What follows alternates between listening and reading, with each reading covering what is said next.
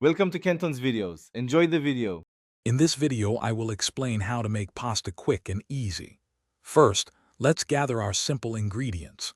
You'll need about 2 cups of all-purpose flour, 2 large eggs, and a small pinch of salt. Having your eggs at room temperature helps them incorporate smoothly into the flour, creating a more pliable dough.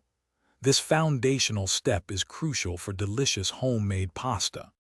Once your ingredients are ready, create a well in the center of your flour on a clean surface.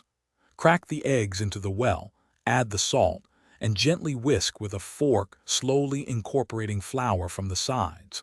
Once a shaggy dough forms, begin kneading. This process, lasting about 8 to 10 minutes, develops the gluten, making your pasta wonderfully elastic and easy to work with. After kneading, wrap your dough tightly and let it rest for at least 30 minutes. This relaxation period makes the dough much easier to roll. Next, using a pasta machine or a rolling pin, roll the dough until it's very thin, about 1/16 of an inch. Finally, cut your pasta into your preferred shapes, whether it's classic fettuccine or delicate tagliatelle. Now for the best part, cooking your fresh pasta. Bring a large pot of generously salted water to a rolling boil.